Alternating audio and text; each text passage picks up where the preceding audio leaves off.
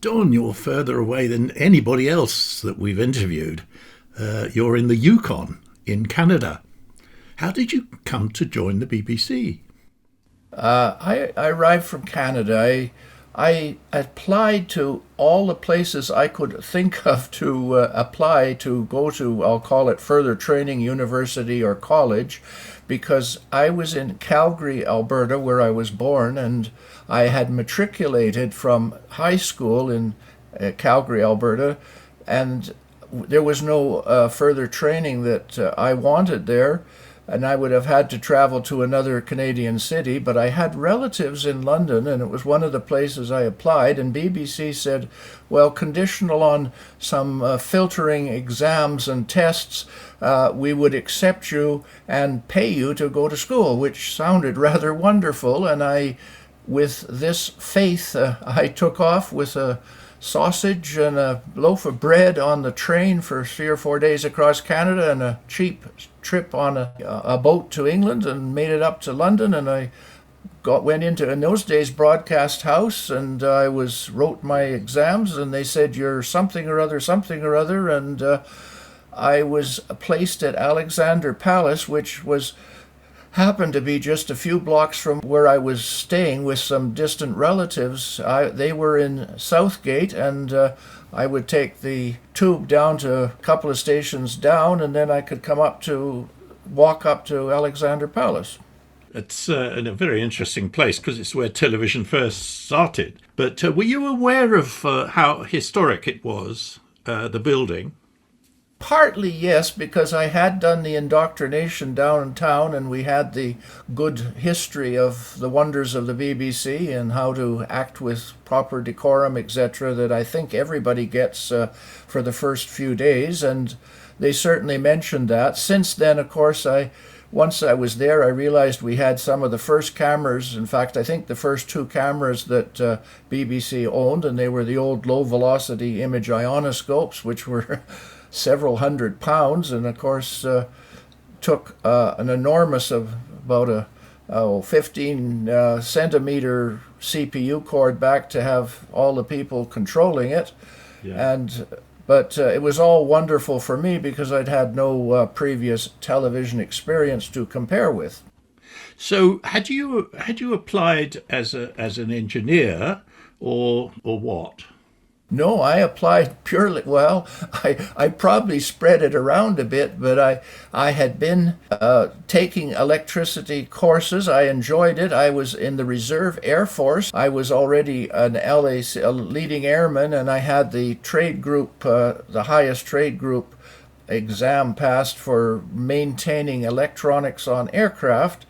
But I was young, and I had not gone to any education past Canadian 12 grades of high school, and matriculation, meaning I had entrance to university, which in those days just meant that I had taken English, science, and math. So the BBC took you on spec, as it were. Well, they invited me to take these exams on spec, and I passed whatever filtering exams they gave me at that time, which were in English, math, and electronics. Is this the first time you'd been to the UK? Very much so, yes. I had never really been other than flying around Canada. Our particular squadron was a search and rescue, so I'd spent a fair bit of time sitting looking out a window on an airplane, but no, I'd never been out of Canada. Never out of Alberta, really. What about first impressions then? Well, I could certainly... I took it all in, and of course in those days Canadians were fully part of the British Commonwealth. There was none of these two lines coming in, and there were those people. It was a time when any foreigner was suspect because I had to start every sentence with "I'm a Canadian, not an American," because there was a tremendous amount of prejudice with the American bombing sites and various influences either for the war or shortly after. That was something I noticed, and I have to say everyone was very friendly, very professional, and I thoroughly enjoyed working because the staff at Alexandra Palace welcomed me in, and I got to wear a white dust coat, whatever that implied. And then there were people old enough to be my grandfather wearing brown dust coats, which they were allowed to carry test gear, plug it in, but they weren't allowed to turn it on, which for a young man, this rather shocked me, I think, into, I'll call it, class society, of which I'd been very sheltered from. So there was sort of class system there, was it? The brown coats and the white coats. Well, I'll tell you another little related story, although we're jumping in time. I had a sport coat which was a little lighter in color than everyone else's jacket, and I was told to smarten up and wear everything else. Well, I went out with my savings and bought a suit with a pinstripe. I wore it the first day and was told this pinstripe is far too narrow and you're trying to be up, and that's only managers could wear such a narrow pinstripe, so don't ever be seen in it again. And I never wore it again. And had wasted about a month and a half or 2 months or 3 months salary on it. Now, did you get diverted off to Wood Norton to do a training course there? Yes, I did. And in fact, I took apparently the first course, whatever a PTA television maintenance is, because that's what I got. That's what I am, a PTA television maintenance course number 1. What does PTA mean? I have no idea. I was hoping you could tell me. And I'm not sure if it's that appropriate, but one of my fellow students at Wood Norton, he and I would attended all the plays at Stratford-on-Avon, and the method was maybe interesting. Brian Hughes and I would, Saturday evening around 6 o'clock, would get on my motorbike, drive from Wood Norton to Stratford, and get in a lineup. Now, the reason there was a lineup, every day the theater there kept, I'll say 20 or 30, I'm not sure, but about 25 tickets for the next day. They wouldn't sell them until the next day. So we would stand in line with other young people all night, and at 8 the next morning they would open. We would buy our ticket very cheap. It was 2 or 3 shillings. It wasn't many pounds at all. Then go home and sleep and do our homework and so on, and then dress up at night and drive back and attend all the plays. And that particular year that I was at Wood Norton, we saw all the comedies that year. That's what Stratford did. So that was kind of nice that I was able to do that. And this fellow and I both went together each time there was a new play on. Oh, that was a great thing to do.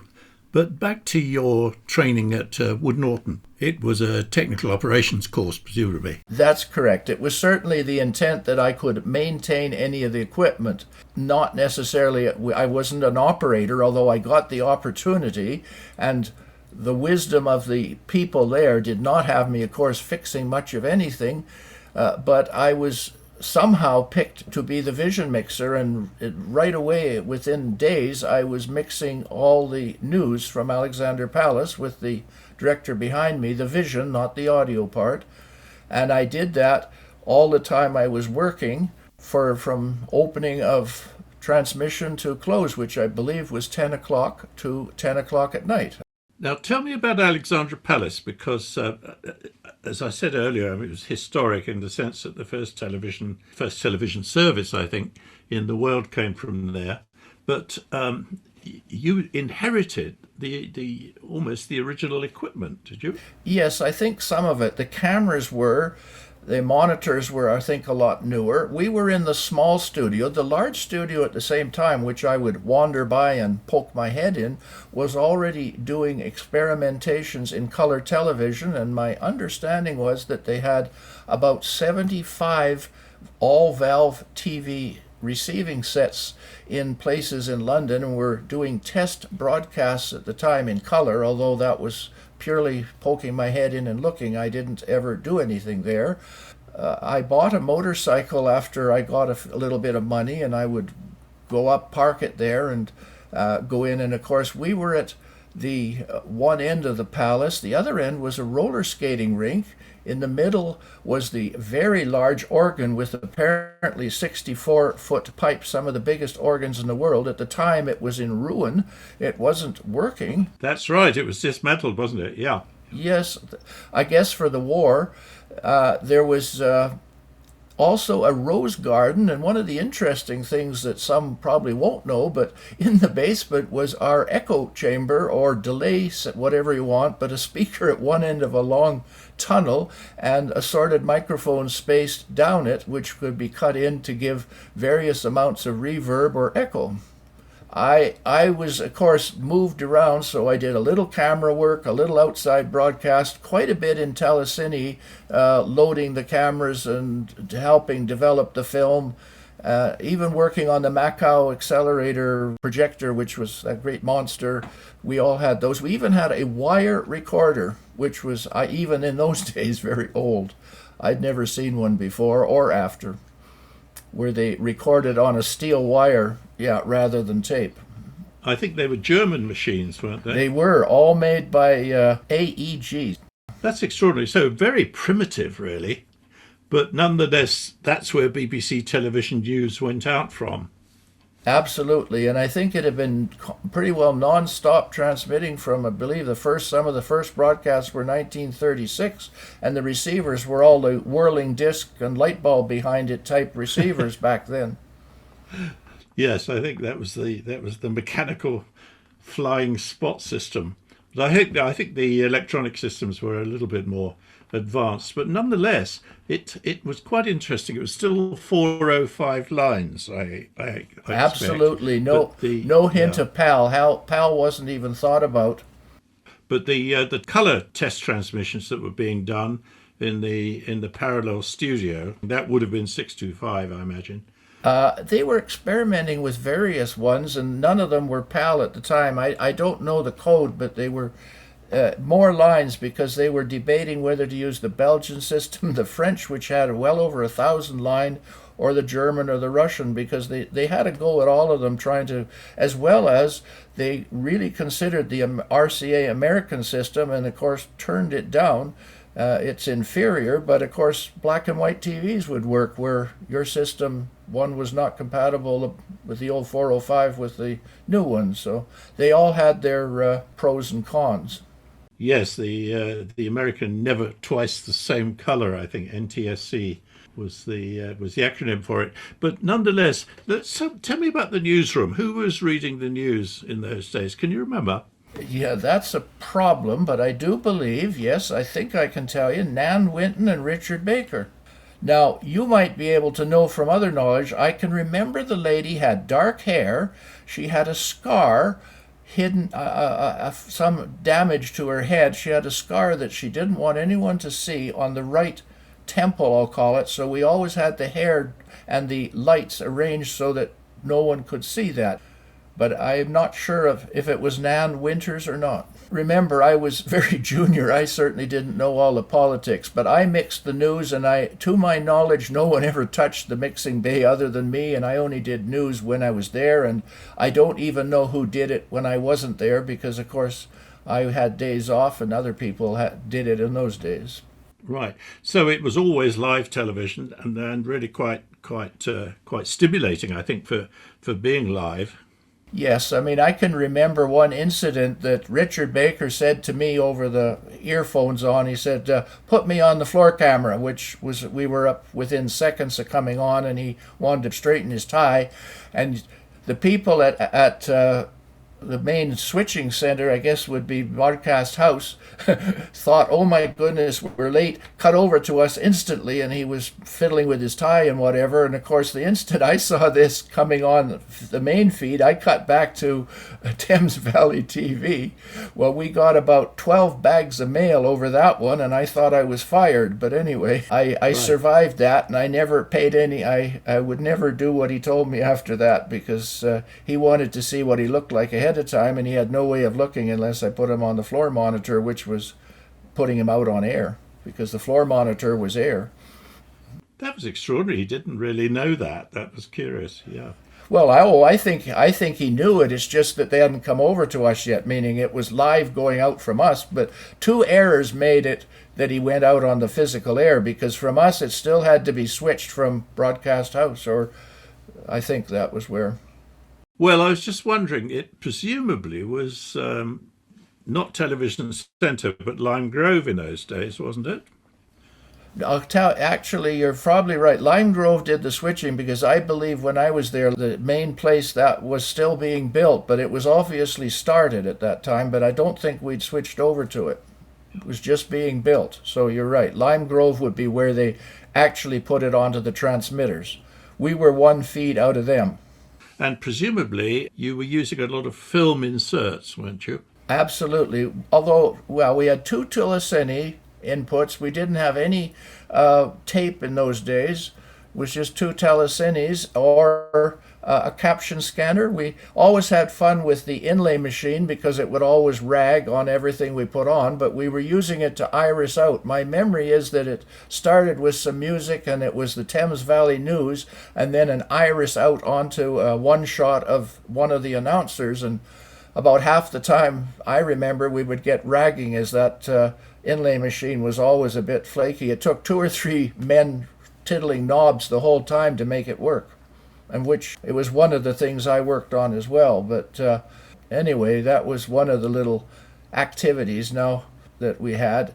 These were the heroic days of television. Well, the answer is absolutely yes. 2 or 3 ways. If it was an outside broadcast feed, they would rush the camera back in, we would whip the film out, develop it as a negative. We never went through the positive reversal, and we could feed the negative film in with electronics, make it a positive again, and feed it out in telecine. While it was still wet, we would pass it through the machine. It didn't even have a chance to dry. So the delay was literally 10 minutes, not much more. We would feed it into the developing machine, and right out of the developing machine it would go into the telecine camera, and it was adjusted so that the negative would come out positive. And we had 2 machines, and of course we had to sync between them, so the director behind me would say, oh, there's the timing spot, count 1, 2, 3, now switch to telecine 2, and we would carry on that way back and forth. But 2 telecine machines. We had an experimental 2.5-inch tape machine, but it was not reliable and it wasn't being used much. Oh, that's interesting. So there was some very early 2-inch tape there, Ampex presumably. That's right, an Ampex machine, but we had to take the shafts all out of it, change the size on them because it was made for 60 hertz and a 525 line, different. The sinks were all different. It had to be completely, the motor part of it had to all be changed. But what was neat about it is you could sprinkle ferric powder on it and actually see the frames and cut it with physical scissors, cut the piece out you wanted to cut out and glue it back together the way basically you did film. So we spliced by mechanically taking bits of tape out and sticking bits of tape in, which was of course a way better than film maybe, but very laborious. There was no technology of electronically mixing or cutting at that time with the 2.5-inch tape. No, and of course the sound and the vision were at different positions on the tape. They were indeed. They were totally separate, yes. Incidentally, the only other person we've interviewed who was at Ali Pali at that time was David Attenborough. Do you remember him at all? Oh, I certainly do. And I mean, we did see these, quote, announcer types in the canteen when we ate, but in all fairness, they didn't want to meet with the low white coats, smocked people. But no, I remember them. I remember seeing people like Hancock and people popping in and out, and they were certainly there. Well, of course, you were in London at the time of the smog. That is right. I went to work many days up to the tube with my foot touching the curbstone, walking in the street, touching the curb, because that way I knew where they were because I couldn't see my feet. I can remember running with the Tottenham House Sport Club in north of London and coming home and coughing up all the black soot, and my shirts, of course, in those days shirts came with an extra set of collars and an extra set of cuffs because they would wear out and be jet black with coal soot. Now, you worked largely at Alexandra Palace. Did you go to outside broadcasts at all? I will give you one story about an outside broadcast, if you don't mind, that we did from news. And this was because I'm sure every OB in the country came out, and that was May the 6th, Princess Margaret's wedding. Princess Margaret, ah, yes. Yeah, 1960, May the 6th. Our outside broadcast, and I was picked as one of the, I guess, maintenance operations persons, and we packed up a truck early in the morning, and we went to, of all places, the police station, the new Scotland Yard, went in, packed all our camera gear, and this was a video camera and a film camera and tripods and so on, up to the canteen, opened a window, and there was just a tiny little place to stand outside the window, and we had our shot of her wedding procession going down the street just past the monument that's now there for the ladies who served in the Second World War. So we got that all set up, and we were actually set that, and of course as this came by, they switched to us for maybe 20 seconds or more, and whatever next camera picked it up. But then we packed all that stuff back to the office. But that was one time that I went out, and the other time I went out was we were also looking after the interview room at the airport. And I can remember going out with all the equipment to see Prime Minister Menzies of Australia arriving on a plane, taking the picture of him walking in, and one of the BBC announcers talked to him, and then again we folded up. So the third place we had was a little different. It was remote control. We had an interview room in the Houses of Parliament and a joystick back in Ali Pali that if we wiggled the joystick, we could wiggle the camera in that room. But I, as a maintenance person, had to go out and do tube tests and lubricate and the little motors and things that were in it. So that was the three places I ever went outside of my own little domain above the small studio. Yes, that's interesting. I didn't know they had remote controlled cameras in those days. Well, I'm not sure it was cameras, plural, but we had the one that was in a little interview room in the Houses of Parliament, and we could pan, tilt, not change lens, just basically pan and tilt. And of course, everything was fixed lenses, though, in those days. Yes, well, on a turret, but fixed lens we didn't have. I don't believe I think BBC had some zoom, but the news didn't. We didn't need zoom for that. Every camera pretty well stayed on a one focal length for the whole duration, and we either did one shots or two. There was nothing very hard to do facing the news, other than if we had somebody who chose to get up and walk about during the interview. Presumably you had a load of captions just in case. Yes, we did, and the caption scanner was where, again, we just printed on a big drum and somebody physically stood beside it and slowly spun it in front of the camera. Like a sort of, roller caption. Yes, and one of the other things, I know I'm jumping around, but I did do the mixing. Something new back then was Eurovision, and we would cut over and put things into Eurovision and also put news items out onto Eurovision, and that was always extra exciting because we had to coordinate with Denmark or Belgium or whoever was doing that with the timing and so on. But that was just a matter of me throwing the switch at the right time. But we did send that year that I was working in 58, a bit of 59, we had 117 broadcasts that I put out, and 259 I've got written here incoming from Eurovision. So that was impressive, but it was just a matter of me turning it on and off. I had no control what was on, but I had to watch the timing and so on. You weren't there for the first ever Eurovision Song Contest.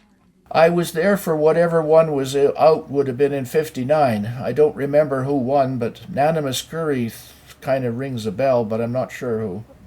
Now, I think you had something to do with when there was an atomic bomb set off in the Sahara Desert, wasn't it? You were dealing with a technique that's now called store and forward, I suppose. In other words, it wasn't live, but you somehow received images slowly and put them together so that they could be played at the normal speed in order to record something important like an A-bomb test. Could you tell us about that? Certainly. February the 13th in 60, we got extra early to work, and I was at that time on, as you point out, very well described the machine, but the machine was basically a old radar screen with a very long persistence orange dot, and it was fed by, well, a modem, I guess, from the middle of the Sahara Desert when the people there took a film of the explosion, no sound, there was no sound, but took the film, and their machine at the other end that the BBC had pulled one frame of the movie film down and then scanned it at the far end, and this was sent on a regular voice band, 3 kilohertz voice band, to BBC AP, so there was just a modulating tone, modulating in frequency. For black to white was just 2 frequencies wandering back and forth, and this little dot would go back and forth slowly. It took about, I had a note here, it took 18 seconds to go down one scan, so that would be 1/25 of a second in your TV. So for about 8 hours, we stood there tiddling the knobs to get everything right, because nothing was automatic gain, and it was coming over single sideband radio over the airwaves to us.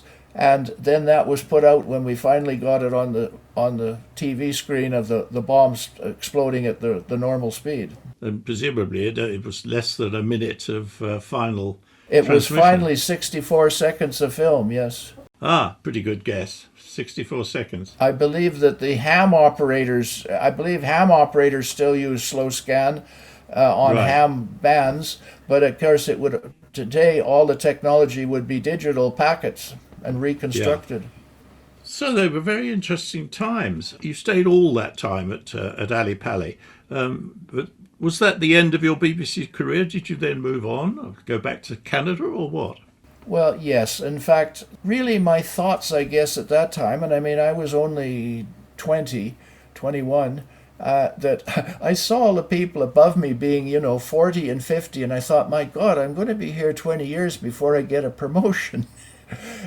Quite inaccurately, by the way, because my graduating class, most of them raised up quite nicely in the BBC and became important managers within that organization. But no, I got homesick, and yes, I went back to Canada, where, interestingly, within a week or two, I was the chief engineer of a very small TV station in Calgary, had 2 cameras and no video recording, just one telecine, and I ran both cameras, and set up the site and maintained the cameras. So I worked there for a very short time, and then got a job looking after microwave, and then finally I ended up being a professor at a university for the rest of my life, and still teaching radio and television. I taught television in Zambia where they were just starting out with color and shifting over from black and white.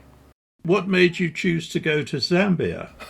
Well, I saw an advert in the paper that they wanted a person to fill the job, and I was working for Canadian Aid, actually, the Canadian Executive Services Overseas was the name, and I applied and got the job of being the head of department of the telecom and electronics faculty at the Copperbelt University, which in those days was called ZIT, Zambia Institute of Technology, but when they found it meant a pimple, they changed it to Copperbelt University.